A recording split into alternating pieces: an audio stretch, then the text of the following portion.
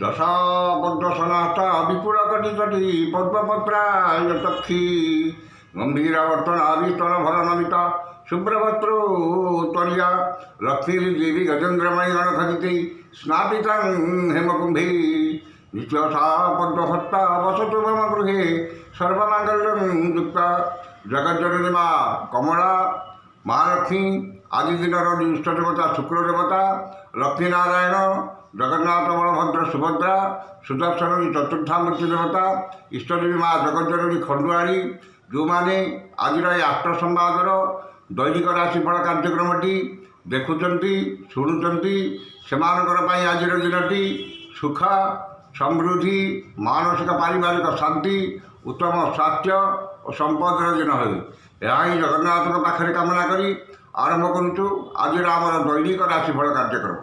ଜୟ ଜଗନ୍ନାଥ। ଆଜି ଜାନୁଆରୀ ମାସ 9 ତାରିଖ 2025 ମସିହା ଧନୁ 25 ଦିନ ମାଘ ମାସ କୃଷ୍ଣପକ୍ଷ ଷଷ୍ଠୀଗତ ସପ୍ତମୀ ଶୁକ୍ରବାର।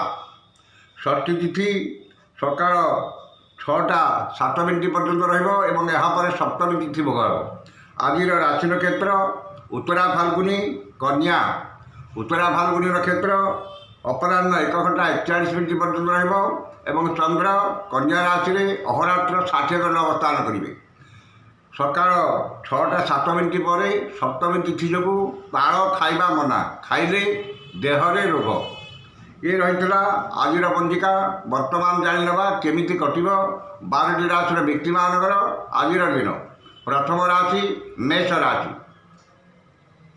ଷଷ୍ଠ ଚନ୍ଦ୍ର ରବି ଓ ଚନ୍ଦ୍ରଙ୍କ ନକ୍ଷତ୍ର ଉଭୟ ଭୋଗ ହେଉଥିବାରୁ ମନରେ ଉନ୍ନତ ଚିନ୍ତାଧାରା ଉଚ୍ଚାଭିଳାଷ ପ୍ରକାଶ ପାଇବ ଏବଂ ମହତ୍ ବ୍ୟକ୍ତିଙ୍କ ସାନ୍ନିଧ୍ୟ ଲାଭ କରିବେ। ରୋଗ ଋଣ ଦୁଃଖ ଶୋକ କ୍ଲେଶ ମାନସିକ ଅବସାଦରୁ ସାମୟିକ ମୁକ୍ତି ମିଳିବ ଏବଂ ଦେହ ମନ ସୁସ୍ଥ ରହିବ। ଶତ୍ରୁମାନେ ମିତ୍ରତାର ହାତ ବଢ଼ାଇବେ ଏବଂ ଆପଣଙ୍କ ବକ୍ତବ୍ୟରେ ସମ୍ଭୁଭୂନର ଶକ୍ତି ରହିବ। ପରୋପକାର ସମାଜ ସେବା ଧାର୍ମିକ କର୍ମରେ ଅଧିକ ଆଗ୍ରହ ରହିବ ଏବଂ କୌଣସି ସଭା କିମ୍ବା ସଂଗଠନର ନେତୃତ୍ୱ ମିଳିବ। ଯଶ ସମ୍ମାନ ସାମାଜିକ ପ୍ରତିଷ୍ଠା ଜନସମ୍ପର୍କ ବୃଦ୍ଧି ପାଇବ ଏବଂ ମହତ୍ ବ୍ୟକ୍ତିଙ୍କ ସାନ୍ନିଧ୍ୟ ଲାଭ କରିବେ। ବାଣିଜ୍ୟ ବ୍ୟବସାୟ ଓ ପରିବହନରେ ଆୟ ଅତି ଉତ୍ତମ ହେବ। କର୍ମରେ ଆଶାଠାରୁ ଅଧିକ ସଫଳତା ଓ କର୍ମସ୍ଥାନର ସମସ୍ତ ବାଧା ବିଘ୍ନ ଓ ପ୍ରତିବନ୍ଧକ ଦୂର ହେବ।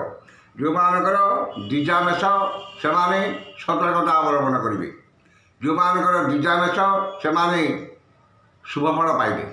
ଶୁଭ ରଙ୍ଗ ଲାଲ, ସଂଖ୍ୟା 6, ଆରାଧନା ମା ବଗଳାମୁଖୀ। ବୃଷ ରାଶି।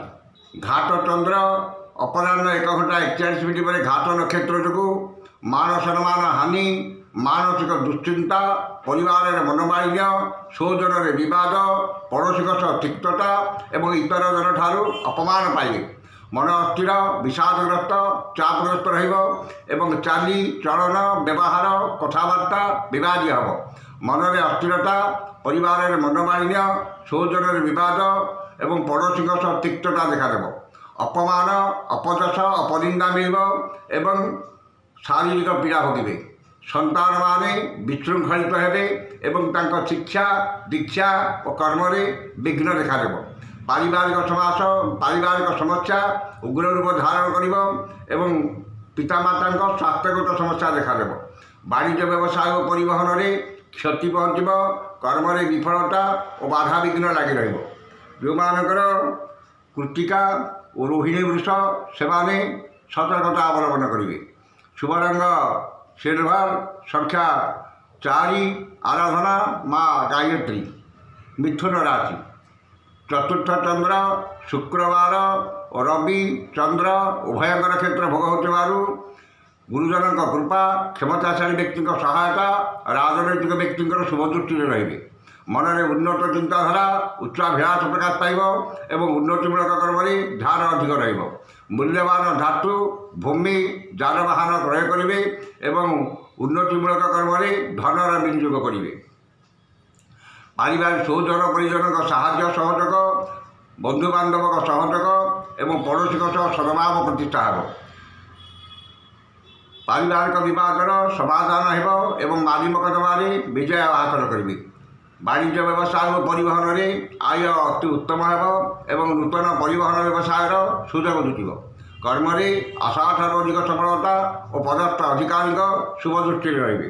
ଯେଉଁମାନଙ୍କର ମୃଗଶିରା ମିଥୁନ ସେମାନେ ସୁଫଳ ପାଇବେ।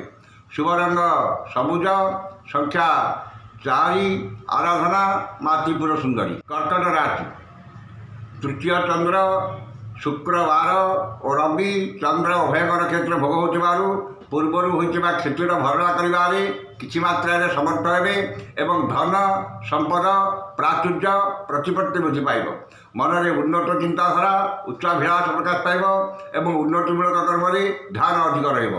ସ୍ୱଜନ ପରିଜନଙ୍କ ସାହାଯ୍ୟ ସହଯୋଗ ମିଳିବ ଏବଂ ଭାଇ ଭଉଣୀଙ୍କ ପ୍ରତି ସ୍ନେହ ଶ୍ରଦ୍ଧା ଓ ଆନ୍ତରିକତା ଅଧିକ ରହିବ। ସୁଖବର ସୁସମ୍ବାଦ ମିଳିବ ଏବଂ ସମସ୍ତ କର୍ମରେ ସୁଚିନ୍ତିତ ପଦକ୍ଷେପ ନେବେ। ନୂତନ କର୍ମାରମ୍ଭ ବ୍ୟବସାୟ ଆରମ୍ଭ ବିଦେଶ ଯାତ୍ରାର ସୁଯୋଗ ଜୁଟିବ ଏବଂ ଧନ ସମ୍ପଦ ବୃଦ୍ଧି ପାଇବ। ବାଣିଜ୍ୟ ବ୍ୟବସାୟ ଓ ପରିବହନରେ ଆୟ ଅତି ଉତ୍ତମ ହେବ। କର୍ମରେ ସଫଳତା ଓ ସମସ୍ତ କର୍ମରେ ନିଜର ଶ୍ରେଷ୍ଠତା ପ୍ରତିପାଦନ କରିବେ। ଯେଉଁମାନଙ୍କର ପୁଷ୍ୟା କର୍କଟ ସେମାନେ ସୁଫଳ ପାଇବେ। ଶୁଭ ରଙ୍ଗ ଧଳା, ସଂଖ୍ୟା 1, ଆରାଧନା ଭଗବାନ ଶିବ। ସିଂହ ରାଶି, କୃଷ୍ଣପକ୍ଷର ଦ୍ୱିତୀୟ ଚନ୍ଦ୍ର ଯୋଗୁଁ ଧନକୁ ନେଇ ବିବାଦ ଓ ମାଲି ମକଦ୍ଦମାରେ ପଡ଼ିପାରନ୍ତି ଏବଂ ମୂଲ୍ୟବାନ ପଦାର୍ଥ ନଷ୍ଟ କିମ୍ବା ହଜିଯାଇପାରେ। ଆର୍ଥିକ କ୍ଷତି, ଆର୍ଥିକ ଠକାମି ଏବଂ ପରିବାରରେ ଅଶାନ୍ତିର ବାତାବରଣ ରହିବ। ମନରେ ଦୁଶ୍ଚିନ୍ତା ଦୁର୍ଭାବନା ହତୋତ୍ସାହ ଭାବ ପ୍ରକାଶ ପାଇବ ଏବଂ ଶାରୀରିକ ପୀଡ଼ା ଭୋଗିବେ। ବାଦ ବିବାଦ ସ୍ୱାସ୍ଥ୍ୟ ଆର୍ଥିକ କାରବାର କଲାବେଳେ ସତର୍କତା ଅବଲମ୍ବନ କରିବେ, ନଚେତ୍ ବିପଦରେ ପଡ଼ିପାରନ୍ତି କିମ୍ବା ବହୁବିଧ ଠକାମିରେ ପଡ଼ିପାରନ୍ତି। ଅନ୍ୟଠାରୁ ଆଣିଥିବା ଧନ ଫେରାଇବାରେ ଅସମର୍ଥ ହେବେ ଏବଂ ଅନ୍ୟକୁ ଦେଇଥିବା ଧନ ପାଇବାରେ ବିଫଳ ହେବେ। ବାଣିଜ୍ୟ ବ୍ୟବସାୟ ଓ ପରିବହନରେ କ୍ଷତି ପହଞ୍ଚିବ। କର୍ମରେ ବିଫଳତା ଓ ସମସ୍ତ କର୍ମ କଣ୍ଟକ ସଦୃଶ ମନ ହେବ। ଯେଉଁମାନଙ୍କର ମଘା ସିଂହ ସେମାନେ ସତର୍କତା ଅବଲମ୍ବନ କରିବେ। ଶୁଭ ରଙ୍ଗ ଗୋଲାପୀ, ସଂଖ୍ୟା 3, ଆରାଧନା ପ୍ରଭୁ ଶ୍ରୀ ଜଗନ୍ନାଥ। କନ୍ୟା ରାଶି, ଶ୍ରୀ ଚନ୍ଦ୍ର ଶୁକ୍ରବାର ଓ ରବି ବୁଧ ଉଭୟଙ୍କ ନକ୍ଷତ୍ର ଭୋଗ ହେଉଥିବାରୁ ଧନ ମାନ ସମ୍ମାନ ସ୍ୱଜନରେ ସୁସମ୍ପର୍କ ପରିବାରରେ ସୁଖଶାନ୍ତି ଲକ୍ଷ୍ମୀଙ୍କର କୃପା ଏବଂ ସୁଖାଦ୍ୟ ସୁବଚନ ପ୍ରାପ୍ତି ହେବ। ଆମୋଦ ପ୍ରମୋଦ ମୌଜ ମଜଲିସରେ ଅଧିକ ଆଗ୍ରହ ରହିବ ଏବଂ ପରିବାରର ସମସ୍ତ ସଦସ୍ୟଙ୍କ ମଧ୍ୟରେ ଉତ୍ତମ ବୁଝାମଣା ରହିବ। ସ୍ୱଜନ ପରିଜନ ବନ୍ଧୁ ବାନ୍ଧବ ସହକର୍ମୀ ସହଯୋଗୀଙ୍କ ସମ୍ପର୍କ ନିବିଡ଼ ହେବ ଏବଂ ପଡ଼ୋଶୀଙ୍କ ସାହାଯ୍ୟ ସହଯୋଗ ମିଳିବ। ବାଣିଜ୍ୟ ବ୍ୟବସାୟ ଓ ପରିବହନରେ ଆୟ ଯାହା ହେଲେ ମଧ୍ୟ ମନରେ ଆତ୍ମସନ୍ତୋଷ ଆତ୍ମତୃପ୍ତି ରହିବ। କର୍ମରେ ପରିଶ୍ରମ ତୁଳନାରେ ଅଧିକ ସଫଳତା ସହକର୍ମୀଙ୍କ ସହଯୋଗ ପଦସ୍ଥ ଅଧିକାରୀଙ୍କ କୃପା ଲାଭ କରିବେ। ଯେଉଁମାନଙ୍କର ଚିତ୍ରା କନ୍ୟା ସେମାନେ ସୁଫଳ ପାଇବେ। ଶୁଭ ରଙ୍ଗ ମେରୁନ, ସଂଖ୍ୟା 8, ଆରାଧନା ଭଗବାନ ବିଷ୍ଣୁ। ତୁଳା ରାଶି, ଦ୍ୱାଦଶ ଚନ୍ଦ୍ର ଶୁକ୍ରବାର ଯୋଗୁଁ ଅପବ୍ୟୟ ଅପବାଦ ଅପଯଶରୁ ସାମୟିକ ମୁକ୍ତି ମିଳିବ ଏବଂ ଖର୍ଚ୍ଚ କରିବାରେ ଟାଳଟୁଳ ଅବଲମ୍ବନ କରିବେ। ଖର୍ଚ୍ଚ ପ୍ରତି ଅନାଗ୍ରହ ସଞ୍ଚୟ ପ୍ରତି ମନରେ ଆଗ୍ରହ ପ୍ରକାଶ ପାଇବ ଏବଂ ଆୟର କିଛି ଅଂଶ ସଞ୍ଚୟରେ ବିନିଯୋଗ କରିବେ।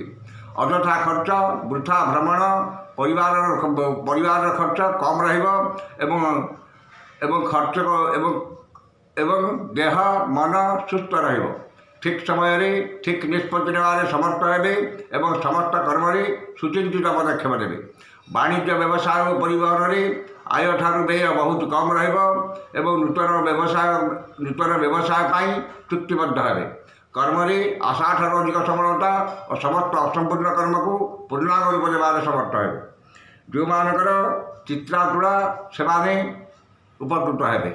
ଶୁଭ ରଙ୍ଗ ନୀଳ, ସଂଖ୍ୟା 2, ଆରାଧନା ପ୍ରଭୁ ଶ୍ରୀରାମ।